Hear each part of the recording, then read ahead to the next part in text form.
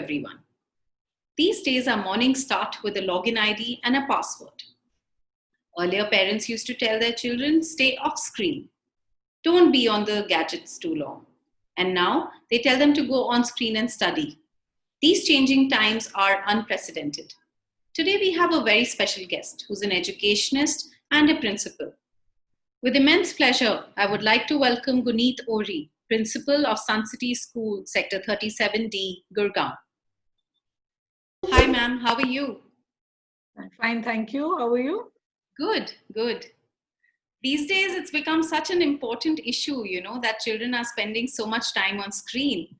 But as a principal of a school, how are you really managing that? Well, to tell you the truth, it has been a huge challenge because we were thrown into the deep without having any idea whatsoever of how the things would pan out and for how long. But to give the teachers the credit, to give the parents the credit, and most of all, to give these young children the credit, we bounced back within no time. And what I saw amongst the children was the resilience to rise to the occasion. They came back with a bang, and teachers spent hours, days, nights getting used to the technology. We went on to connect ourselves with Microsoft Teams, and that's the platform that we are using for all our lessons that we are giving to the children. So it has worked out fine by and large, except for the glitches that technology has and some resistance that initially we had. Now we are pretty much on our way to getting the lessons done smoothly. True. But school education still, from students' perspective, parents' perspective, and the teacher's perspective has been a little hard, and everyone's taking time to adapt. So, talking from a teacher's perspective first, do you think it's becoming a challenge for the teachers to take care of how much the children are grasping in class? So, the thing is that it's a every day is another day. It's a new day every day because challenges are coming by because while the teachers are improvising on the go, they're using various tools that make learning more interactive. However, there are times when there is something as simple as all the children start talking together. And how the platforms are, they don't support the noise, so there is a huge commotion, and then there is response from the parents telling us that, oh, my child didn't get a turn and my child did not get enough time, I have not been able to understand. So what we are doing it as a part of our added effort, we are giving the recordings to the parents simultaneously. As soon as the lesson ends, the recording gets uploaded, so that at their leisure they can sit with their children at a later time. There are parents who are unable to allow children to sit on the systems for reasons bordering from their own timings being such that they cannot assist the children, to lack of gadgets, to lack of tables. Believe me, there are houses where children are sitting on the bed and studying, and they are lying down, and this is having a very deteriorating effect on their postures and everything.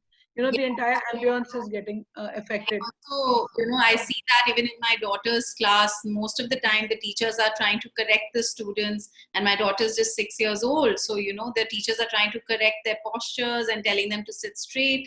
So, but at the same time, ma'am, isn't it becoming difficult for the teachers to cope up with technology and the curriculum? Yeah, it is actually, very honestly, it is. The number of hours that we are on screen is severely limited because we can't expose them to too much screen time. As a result of which, the portion balance, time and portion balance is what they are struggling with.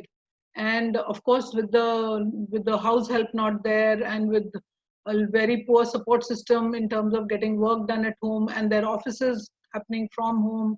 Now some have started going to office, lack of system. So it's a huge toll that the teachers are also having to face. So what we have done is that for those little ones, those who have little ones largely, our timings for the little ones have been reworked in such a way that by 9:30 classes for the little ones are over. So parents can go to office after 9:30, or the moms can go and do their work. So we have worked out in such a way that their scholastic portion finishes at 9:30, and dance, music, etc. Go later in the day, which they may not attend. Recordings are in any case going. So we've tried to work that balance out, because we have to help them at the end of the day. If they fall sick or if they get exhausted, the result would not. But has it become, the teachers must be coming to you and saying it's become a 24-hour involvement, because they need to, now the parents are getting more involved and they're contacting teachers at any time. Students are reaching to teachers at weird hours. So, that's an advantage also. That's an advantage also. And fortunately, at least for my team of teachers, I can say, we have given fixed hours to the parents. Between 5 and 7, the teachers have made themselves available for either a call or to answer queries. Sometimes when the need arises, even at night, the teachers open their systems and they respond to the children, because now the classroom is no longer that classroom which was there before. The classroom extends right from the morning till you shut your system. Absolutely. It is a challenge, but I think they are kind of picking it on, because I think there is no choice really, because if you are doing it, tomorrow somebody else is doing it for your child as well. Absolutely. It works. And a lot of parents also, they talk to me about the children not really seriously taking their tests and the assessment and the quizzes. You can't have that control when there's no physical touch. So how's that being tackled? So what I'd like to share with you, there is a platform called exam.net, and then we have the Microsoft Forms. So we time them, and if the child does not finish within the stipulated time, it gets locked out. Okay. The minute a child uses another, for instance, I'm doing my test on this system, and if I open another system, the test will get locked. Okay. So for the elder ones, we are doing that. For the younger ones, we are asking the parents to please ensure that they are at the end of the day, the learning is of their child. If they are going to not help us in that, I don't think we can do much. But yes, the forms are timed. So the time, as soon as the time is over, the form gets locked. Okay. So we are trying to do it. Technology is helping us, and Microsoft is now coming up with other options as well. So we're just waiting for that to happen. But do you think this is going to be a long-term solution with this new change in education system that is coming? All the schools are really struggling, and they have adapted well too.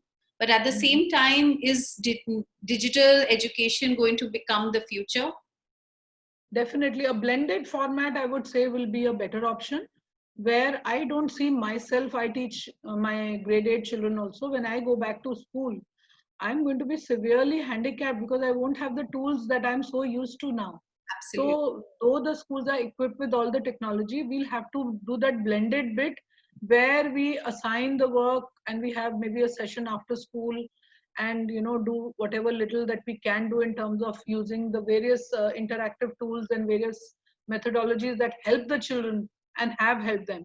Physical touch is such a challenge that yes, I personally feel that is where we are really losing out, because the mental health, the emotional stresses, the contact is pretty much zero.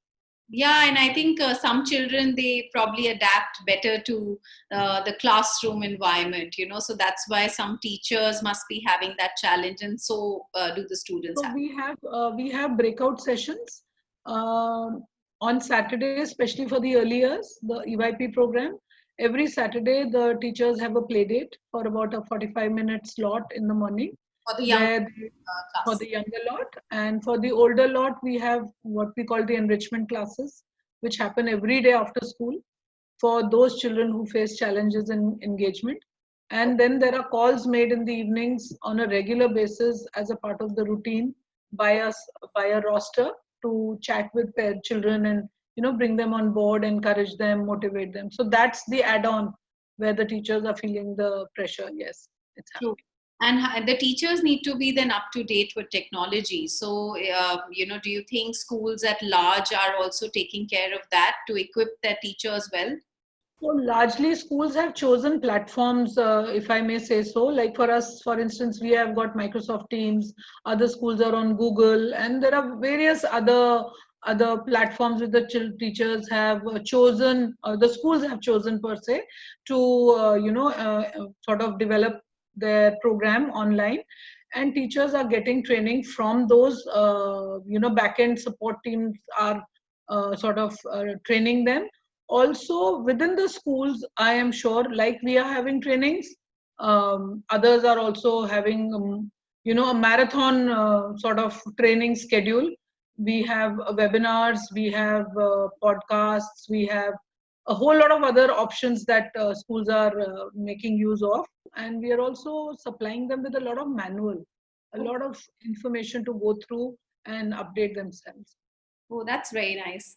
And, we've actually captured emotions of parents, students, and teachers across from different school, different age groups. And I would really like to tell our audience to stay tuned because that's going to come in our 3 minutes hat trick break.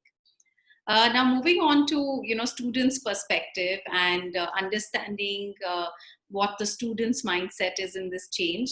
Do you think they have enough conviction and they are being able to push themselves, like when they have their own comfort of their home? And do you think they have that conviction to study?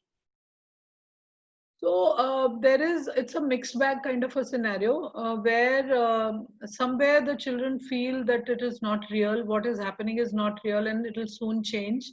Especially the younger lot of children are feeling that tomorrow, yeah, things will become fine and we'll go out and play and we'll go to school and we'll meet our friends and so on. We are getting them to do it, and it is cajoling, motivating, praising them, giving them the right kind of pats on their back, supposedly call the parents and kind of tell them, okay, give them a hug, Yeah. they've done such a good job. So those kind of personal connects where the parents are being asked to come on board and help is helping, but yes, it's not what it should be, honestly speaking. Yeah, I think the parents need to have a bigger connect now with their children and with these. They're trying. Honestly, they are trying. I wouldn't say they are not. They've got 100 issues to grapple with at their ends as well. So I think no parent would want to neglect the child. So they are, I guess, doing their bit. But I think, as I said, that between the teachers, the students, and the parents, it's a triangle. So Yes. the triangle connect has to be very, very clean and without any obstruction. Only then things will work out. So as far as we are concerned, we are pretty much there, but the worry is how long. Yeah. When will this enthusiasm, or when will this pressure sort of will make people to buckle, is the worry. And also So the senior classes, they must be really worried about their syllabus, with the boards. This year we saw the change. so syllabus has been slashed drastically by CBSE grade 9 onwards, and schools are doing it, at their level for the junior grades also. So that shouldn't be a problem. Though, at the end of the day, where will it end? Where will the onus fall later? Is will come with the times to come. It can't happen. We can't understand what the impact will be now. Yeah, yeah. And we are so dependent on technology. All the students, some of them don't have the net connections at home. Some of them don't have the best Wi-Fi's at home. And how do we tackle that? Most of the parents and students have that as a big concern. Yes. So, as I told you, we use the recordings as a fallback measure. Those parents who have technology issues use the recordings, and if they have any persistent issue that they still feel needs to be addressed, then they, as I said, between 5 and 7 they connect with the teachers All right. and try and get. The worry is for those schools where the affordability is not there. So the challenge for them is bigger than our privileged schools. But do you think students are understanding what is the feedback from students at large? Are they being able to understand in online classes and adapt to this change quickly, or no, not really? It's been now, we started in April, so we are now into July. So they are pretty much settled now. They are able to understand how the uploading happens, how scanning and uploading can happen, how they can, use the tools like a whiteboard to do their mathematics, and how they can upload the notebook work. And also now they are learning, and parents, of course, are helping. So I feel that is all right, but again, it's not the real, but it's the new real, I guess. Yeah, I think we parents, feel like teachers because we have to spend so much time, and now we realize all the hard work that goes into That's teaching. that's So true. I That's think true. it's woken Absolutely. up all of us up and really taught us a lot. Uh, Yes. That, and at the same time, talking of parents from the parents' perspective, so what kind of concerns have come to you as from the parents of your school? so largely concerns of time. One is time. While some parents feel that the on-screen hours are more, the Yeah, others feel that they are less. They should be more because children need to be kept occupied. Otherwise, they become, restless and they don't know what to do. yeah, This is one. The other concern that has come from the parents is that the real feel is not happening. That is another concern. The third concern is also a very genuine concern, lack of gadgets. Because if the father has a gadget, the mother has a gadget, it is for their official work. And yes, largely they don't have a gadget for their children or a child. yeah, So the phones are being used. Broadband strength they're having to get it increased. So those challenges are happening, and the in the younger lot, the challenge that is there in a few kids now, most of them have settled, is that child is not willing to sit. The yeah. child is not willing to get up in the morning. So Right. we've been sending a lot of information, lot of links for parents to understand that understand that this is the new normal. The school time is 8 o'clock, and you have to enter the school at 8. Like you don't do it for 3 days, you get marked absent. Similarly, it will happen over here, irrespective of what the. So gradually they are coming around because at home it's very easy for a child to throw a tantrum and the parent to think, okay, doesn't matter, 5 minutes later. So we Yeah. are putting our foot down now, and we are getting a little firm on the fact that they need to be following certain rules. It will happen, I guess, because this will continue for some time now. It's not ending very soon. Oh yeah, I think everyone as parents have this concern about the morning waking up and getting into the routine. And in summer holidays, I think everyone saw that it was difficult to maintain a routine. But at least with these online classes, there is a certain routine that is being maintained.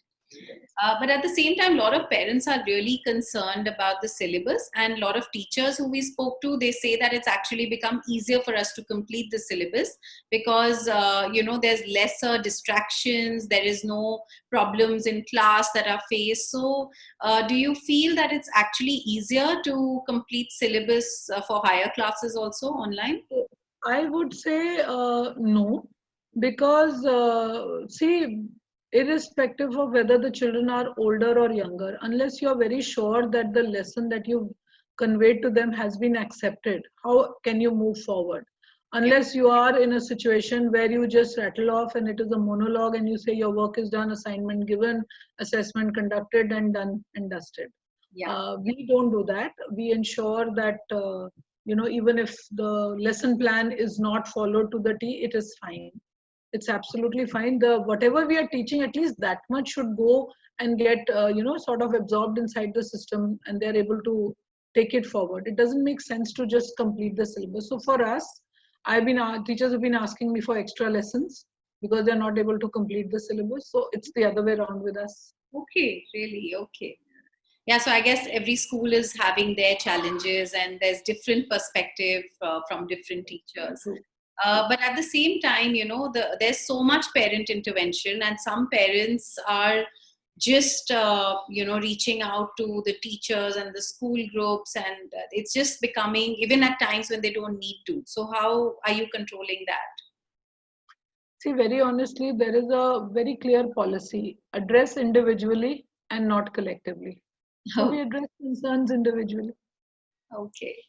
Yeah. And now it's time for the hat trick break. So, guys, we have a small video where we have captured the emotions of the parents, students, and teachers to tell you about how they adapted to change. So, please enjoy that video. My personal experience with the online teaching has been that the positive is we never had to stop work. we continued teaching, and it was a personal high when I could use technology well. Now, there were some negatives also. Again, work never stops, and the screen time becomes too much, and eyes begin to strain.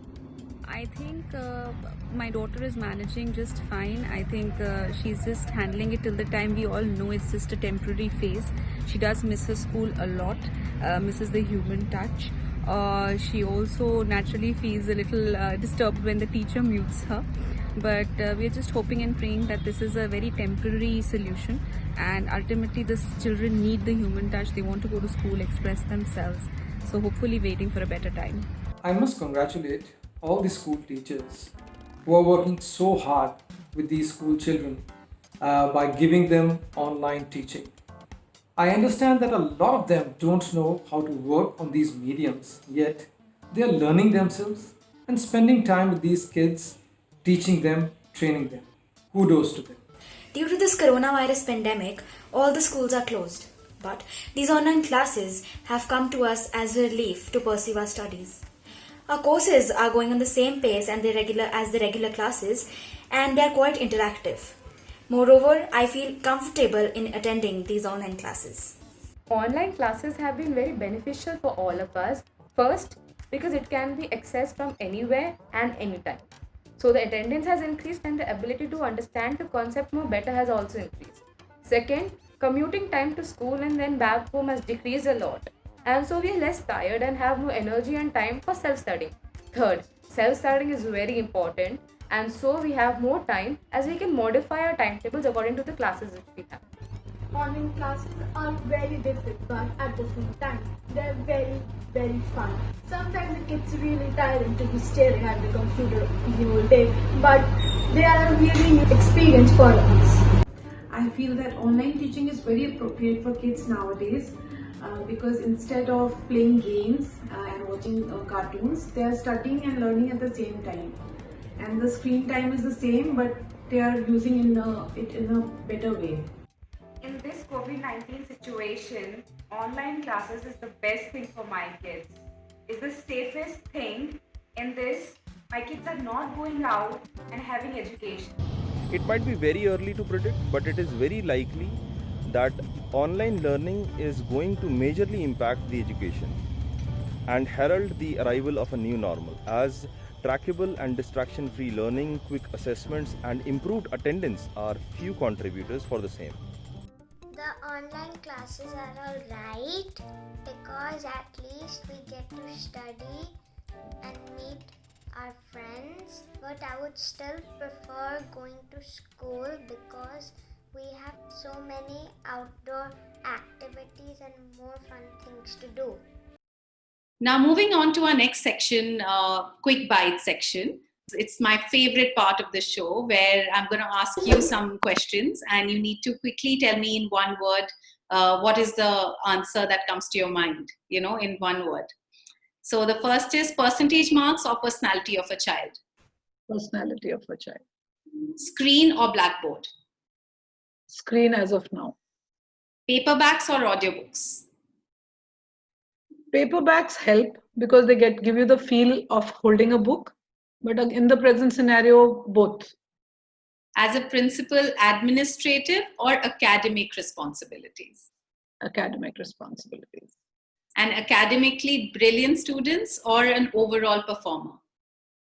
Goes without saying, overall performer. Marks have no value as far as I am concerned. True. They're just a number. And would you continue with online in the long run and make it a part of your curriculum? Definitely. A blended component is what we are looking at. All right. I think we got an amazing insight into, what kind of concerns I'm sure so many students and teachers and parents have related to the conversation we've had today. And it was a pleasure talking to you, ma'am. So thank you so much for giving us all the insight. Thank you for this opportunity. I love talking to people who are interested in children, honestly, because that's where we live, with those children over there. True. So this was a very interesting conversation where we got to actually see that all parents, students, teachers are working hard, and we all have to just work together towards this new education system and adapt to this. All the schools are trying their best. All the schools have their own systems. Everyone is trying to equip their staff and teachers with the technology, and students also adapting to this change. So all of us just need to be patient. For more insightful insight stories like these, stay tuned on Hattrick Bites. This is Juhi Khanna signing off.